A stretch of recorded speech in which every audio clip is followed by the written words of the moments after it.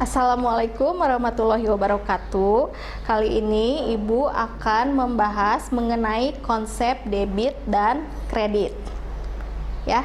Nah, konsep debit dan kredit ini akan digunakan kita sebagai patokan dalam mencatat transaksi ke dalam jurnal umum, ya.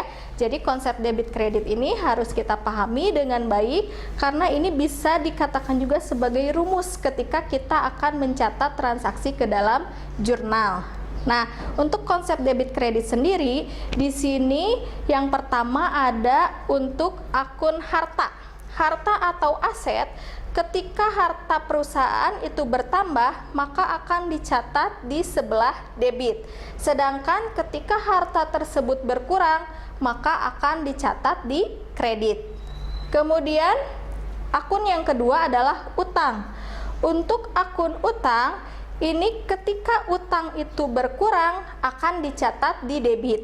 Sedangkan ketika utang tersebut bertambah akan dicatat di kredit. Kemudian yang ketiga adalah akun modal.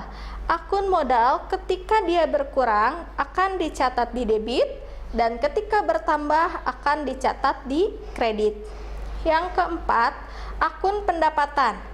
Pendapatan jika berkurang dia akan dicatat di debit dan jika bertambah dia akan dicatat di kredit. Dan yang terakhir adalah akun beban. Akun beban itu ketika dia bertambah dia akan dicatat di debit dan berkurang dia akan dicatat di kredit.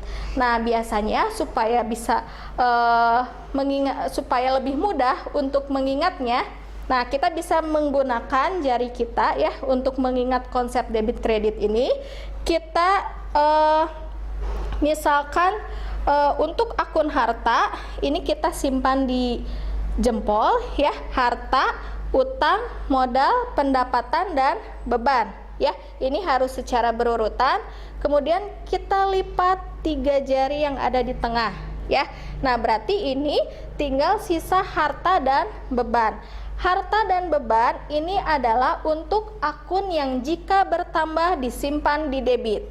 Sedangkan akun untuk jari yang dilipat itu adalah akun utang, modal, dan pendapatan.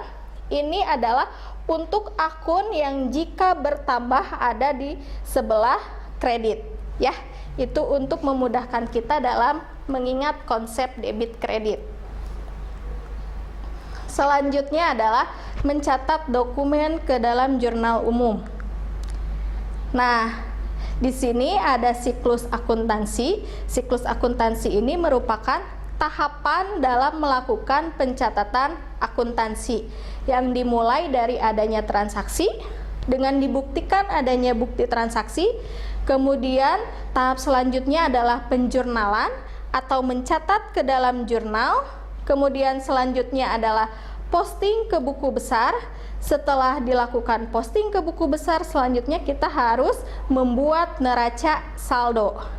Setelah membuat neraca saldo, kita harus membuat penyesuaian atau jurnal penyesuaian.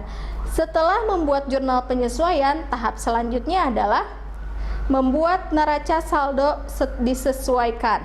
Setelah itu baru kita akan membuat laporan keuangan.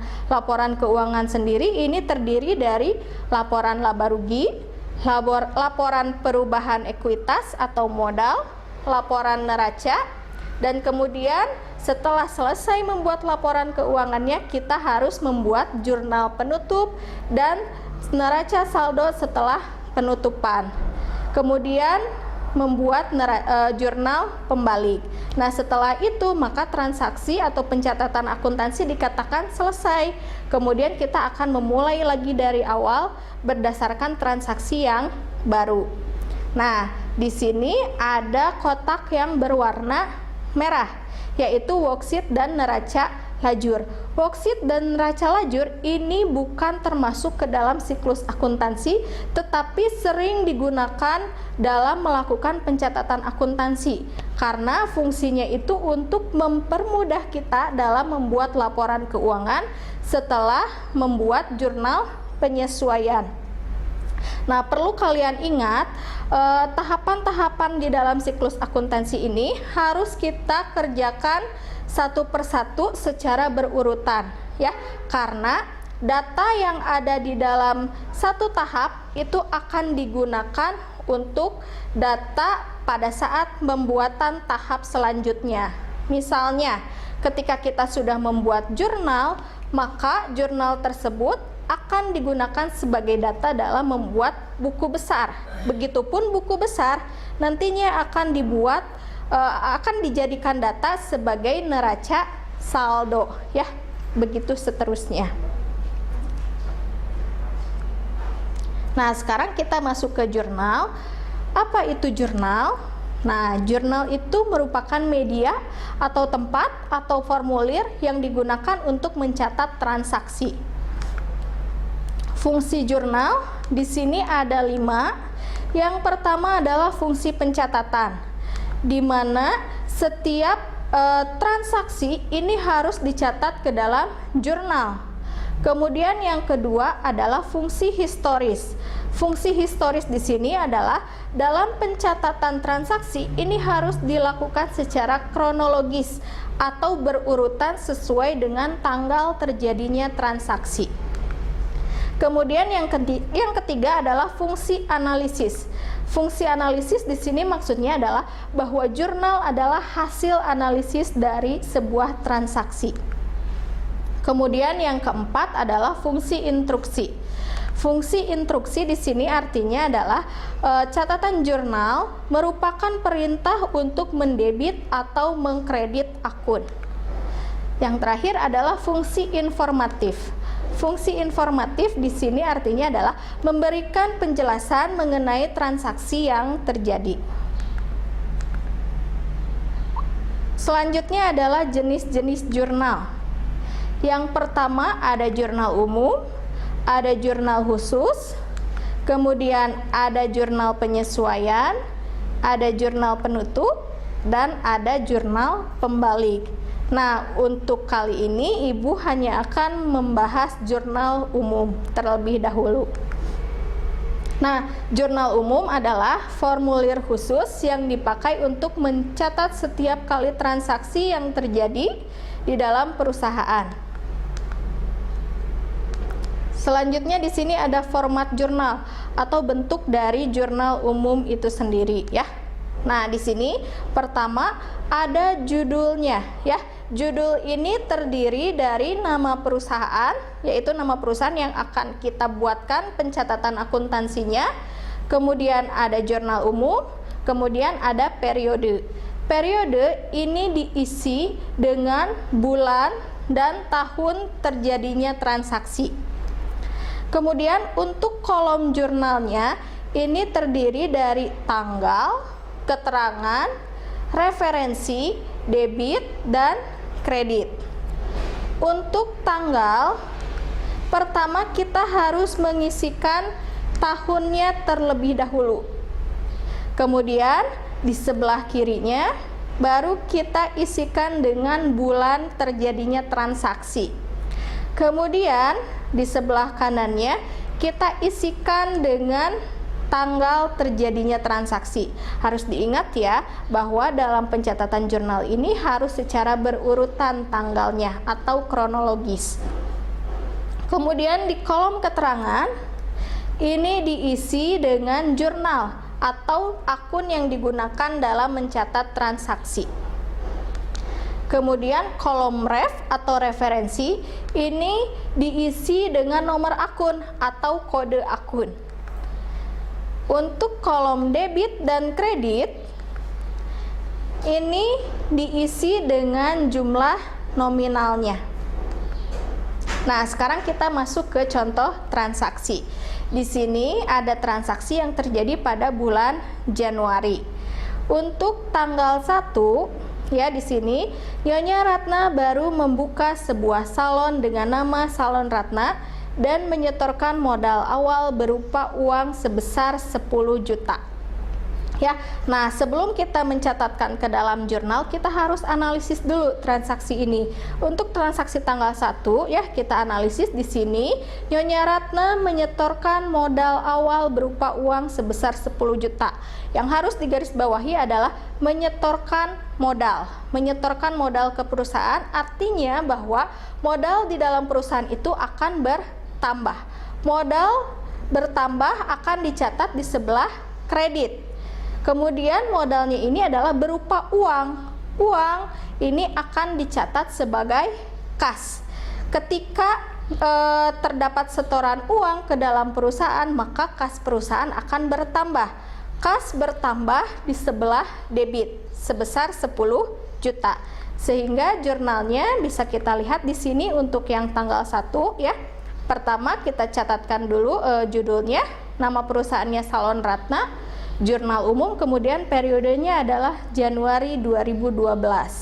Kita isikan tahun, bulan, dan tanggal. Kemudian di keterangannya tadi, kas bertambah 10 juta, modal bertambah 10 juta di kredit.